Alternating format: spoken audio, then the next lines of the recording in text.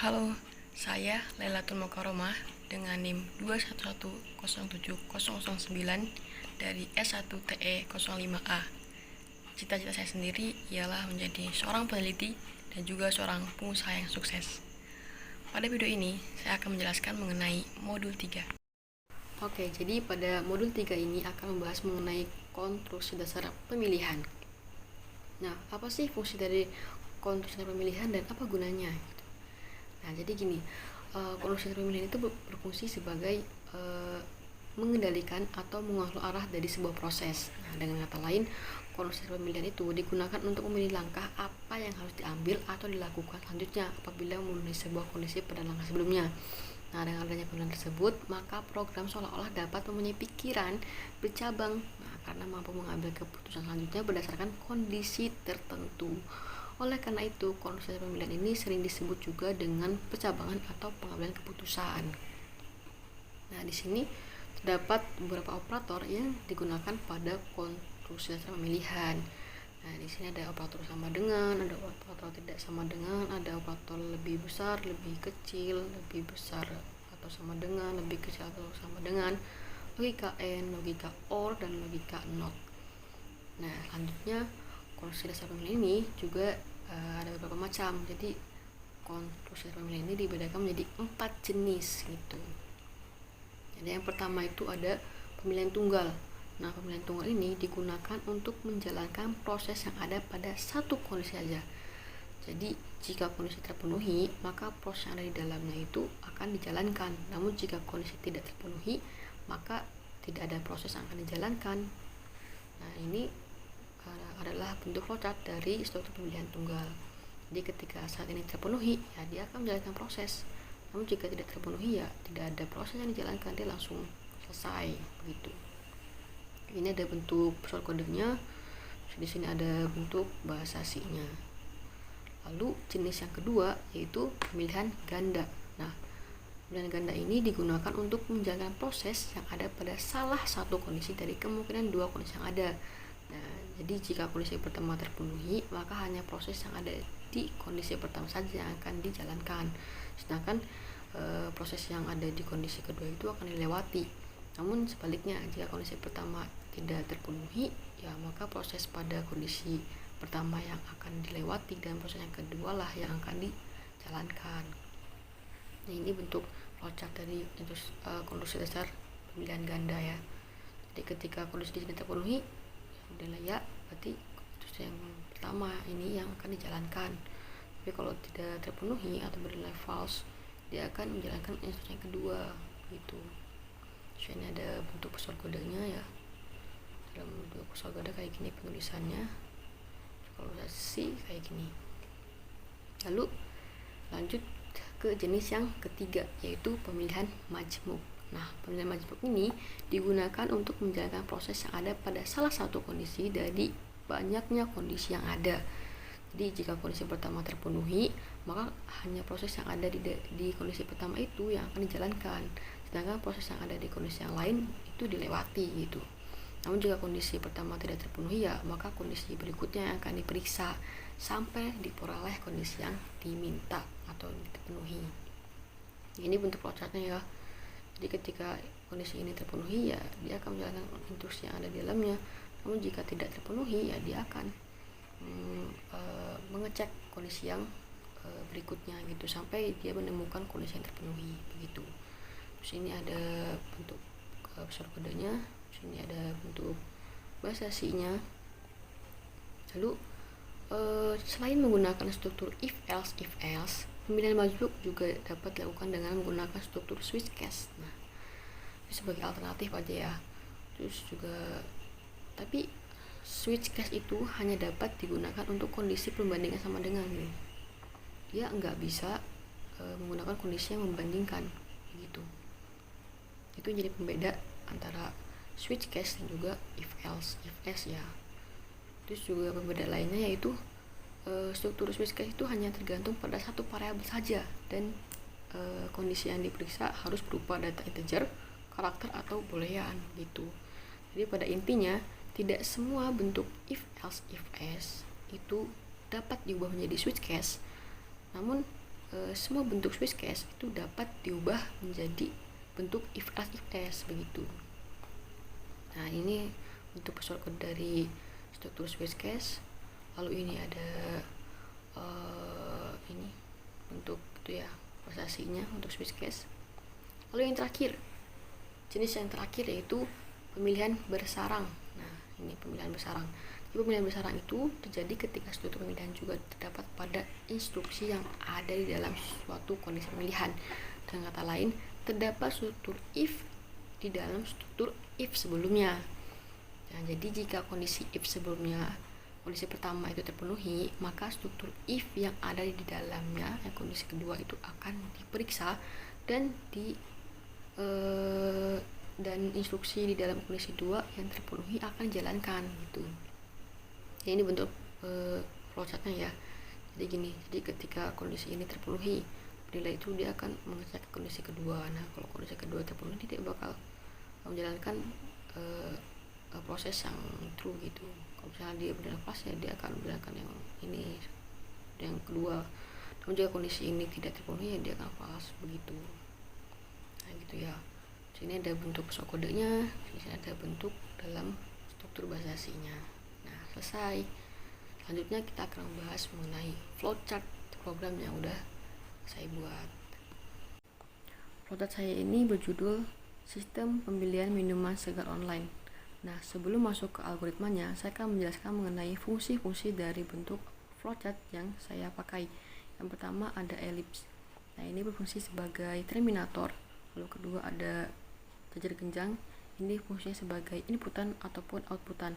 Nah, sebagai pembeda, saya menggunakan warna biru sebagai inputan dan warna hijau sebagai outputan. Lalu ada belah ketupat, ini fungsi sebagai decision atau pemilihan keputusan. Lalu ada persegi panjang yang berfungsi sebagai proses. Oke, langsung aja. Jadi yang pertama tuh mulai, lalu inputkan nama pembeli, lalu tampilkan daftar menu, terus pilih atau masukkan menu. Jika pembeli memesan menu yang pertama, ya berarti menu yang dipesan adalah milkshake. Lalu tampilkan data jenis rasa, input rasa. Kalau misalnya si pembeli itu memilih rasa yang pertama, berarti ya rasa strawberry milkshake yang dipilih. Lalu input buah, lalu ini ada proses, juga proses. Jadi ini harga per buah dari strawberry milkshake sama dengan 15.000. Jadi harga sama dengan harga per buah dikali jumlah buah. Kalau misalnya dia memesan 2 buah ya berarti 15 dikali 2 sama dengan 30 kan. Lalu kalau misalnya si pembeli itu memesan rasa yang kedua ya berarti rasa coklat milkshake, terus input buah ini proses. Jadi harga per buahnya sama dengan 15.000. Kalau dia memilih rasa yang ketiga ya berarti rasa durian milkshake, terus input buah, harga per buahnya 20.000. Ini ada proses untuk menghitung harga. Lalu kalau misalnya si pembeli salah menginputkan atau memilih yang tidak ada di opsi, berarti ya tampilkan maaf jadi kesalahan itu. Terus kalau misalnya si pembeli bukan memesan menu yang pertama melainkan memesan menu yang kedua, berarti ya menu yang dipilih adalah milk tea. Terus tampilkan data jenis rasa, terus input rasa. Terus kalau misalnya rasa yang dipilih rasa yang pertama ya berarti rasa coklat milk tea. Terus input buah, terus ada proses, harga per buahnya sama dengan 12.000. Kalau misalnya dia memilih rasa yang kedua ya berarti ya rasa taro milk tea. Lalu input buah, lalu ini ada proses untuk menghitung harga, dimana harga per buah sama dengan 13.000. Lalu dia kalau misalnya dia memilih rasa yang ketiga ya berarti rasa matcha milk tea. Terus input buah, lalu ini ada proses untuk menghitung harga, dimana harga per buah sama dengan 10.000. Kalau misalnya salah menginputkan pembeli tersebut ya maka tampilkan maaf jadi kesalahan gitu. Lalu kalau si pembeli memesan menu yang ketiga ya berarti menu yang dipilih adalah latte. Terus tampilkan data jenis rasa, terus input rasa. Kalau rasa yang pertama yang dipilih ya berarti rasa cafe latte. Terus input buah, ada proses dimana harga per buah sama dengan 13.000. Terus kalau misalnya dia memilih rasa yang kedua berarti rasa vanilla latte, dan input buah, ada proses menghitung harga dimana harga per buah sama dengan 14.000. Terus ini juga kalau misalnya dia memilih rasa yang ketiga ya berarti rasa matcha green tea latte yang dipilih. Terus input buah, ada proses untuk menghitung harga. Kalau misalnya salah menginputkan ya tampilkan maaf jadi kesalahan. Lalu di sini juga kalau misalnya di awal dia memilih menu itu dia memilih menu yang ada di opsi ya berarti tampilkan malah jadi kesalahan. Lalu setelah si pembeli memesan menu, lalu udah memesan rasa, maka tampilkan apakah ada tawaran nih, apakah Anda ingin menambahkan topping pada menu Anda. Lalu input jawaban nih. Kalau misalnya jawabannya iya, berarti dia pengen ada toppingnya kan, berarti lanjut ke proses ini. Namun kalau misalnya tidak, ya berarti dia langsung menghitung harga total. Ada proses nih, harga total sama dengan harga plus 0, langsung deh tampilkan harga total. Namun kalau misalnya dia setuju pengen ada penambahan topping, ya berarti dia kesini masuk ke proses ini, tampilkan data topping, terus input topping. Kalau topping pertama yang dipilih, ya berarti topping Oreo. Nah, karena setiap topping ada penambahan harga, ya jadi untuk menghitung harga total sama dengan harga plus 2000 dikali 2. Ya, ini karena setiap topping juga berbeda-beda penambahan harganya begitu. Lalu kenapa ini dikali buah? Ya karena misal dia memesan 2 buah, ya berarti harus dikali juga dong, karena pasti yang dipesan pengen dikasih topping semua kan kalau setuju. Nah, terus kalau topping kedua ya berarti biskuit, penambahan harganya 1000. Kalau topping ketiga berarti meses, penambahan harganya 500. Lalu tampilkan harga total, lalu masukkan uang bayaran, ini inputannya, berarti ini proses untuk menghitung uang kembalian sama dengan bayaran dikurang harga total, lalu tampilkan uang kembalian, lalu selesai. Oke, sekarang saya akan membuat program dari flowchart yang udah saya buat. Jadi program saya ini bertema atau tentang sistem pembelian minuman segar online.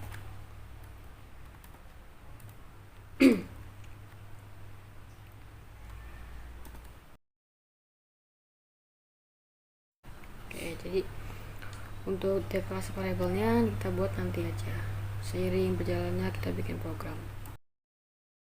I think I know better, I think I know how it should be. I got it all planned out, but he's got a plan for me.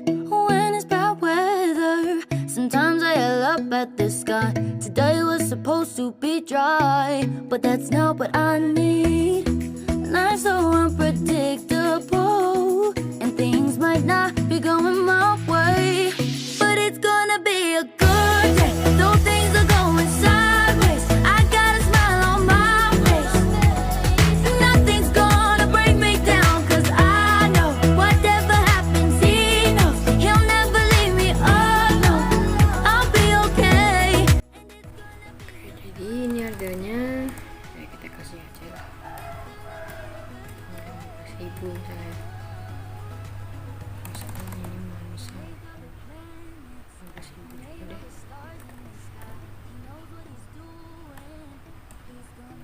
Kalau dia mahal jadinya 2000. Ayo. Something I'm learning, something I'll never forget. Life's so unpredictable, and things might not be going my way, but it's gonna be a good day. Though things are going sideways, I got a smile on my face. Nothing's gonna break me down, 'cause I know whatever happens, he knows he'll never leave me alone. I'll be okay, and it's gonna be a good day.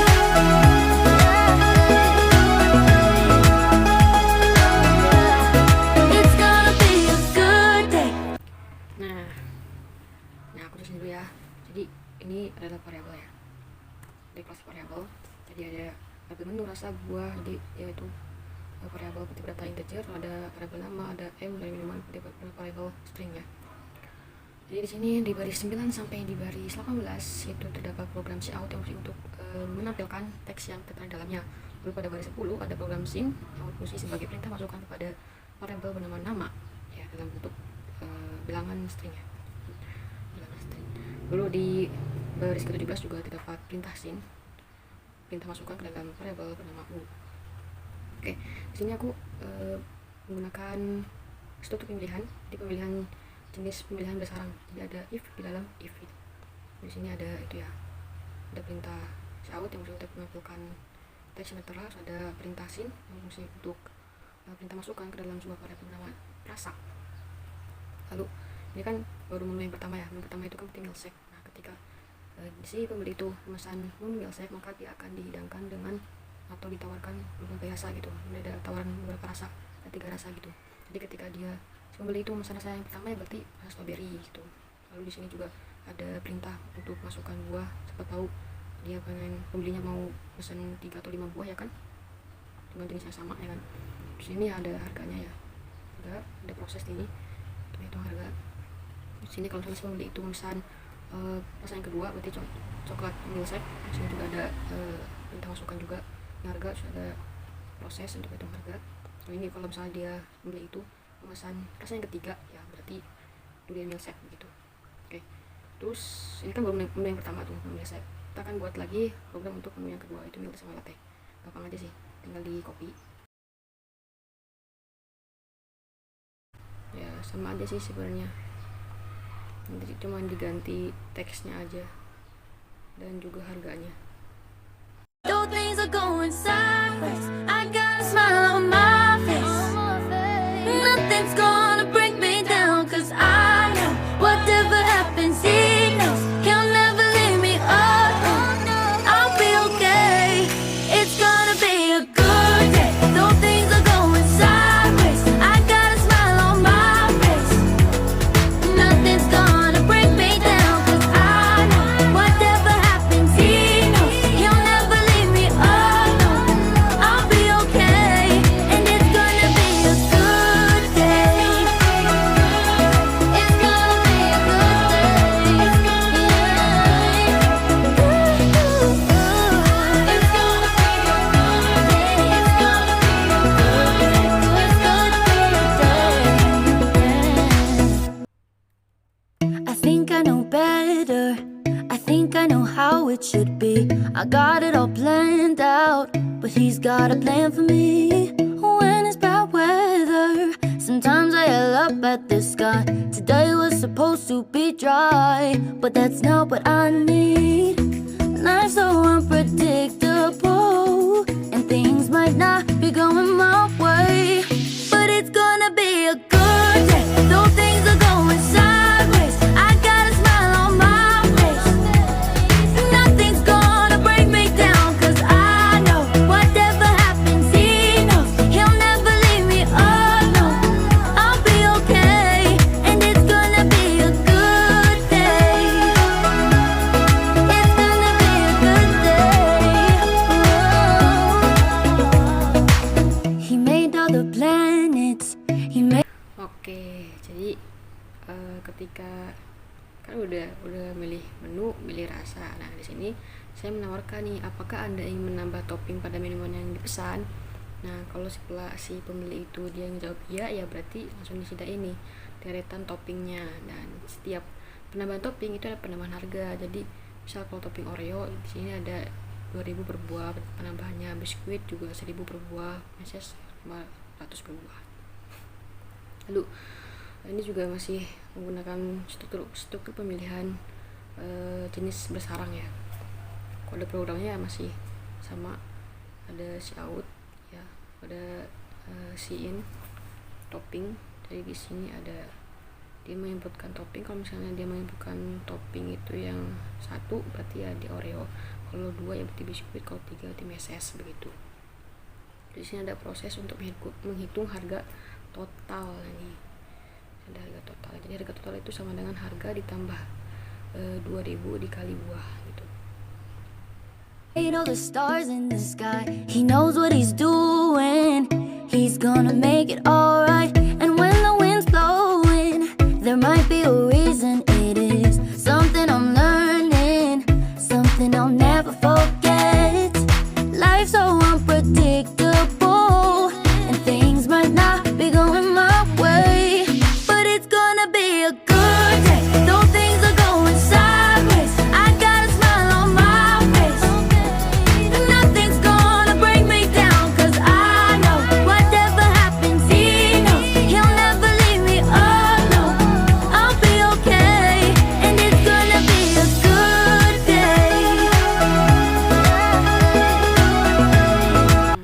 udah selesai nih.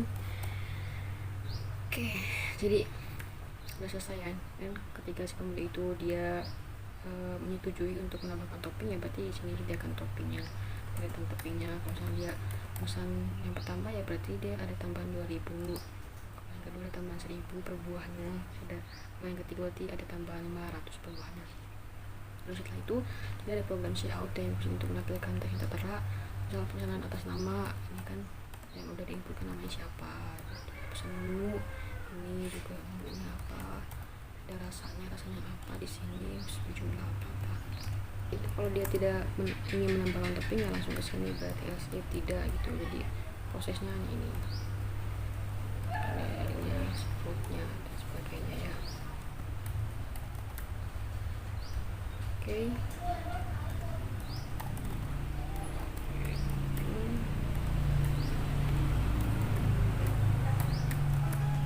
Oke, sekarang saya akan mencoba untuk menjalankan programnya.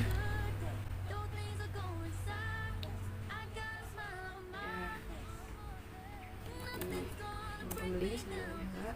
Terus ini adalah menu latte, ini latte. Terus saya pilih yang pertama, lalu buah dan juga buah. Ya, saya ingin dapat topping. Nah,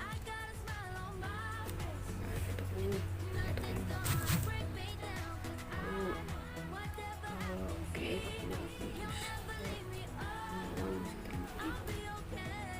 oke, terima kasih. Ini kalau pakai topping ya. Tapi kalau misalnya nggak pakai topping, ya ini gini. Satu, dua, tidak. Jadi kalau ibu, saya punya maunya kalau ibu misalnya. Nah, selesai deh. Sekian presentasi dari saya, Lela Mukaromah.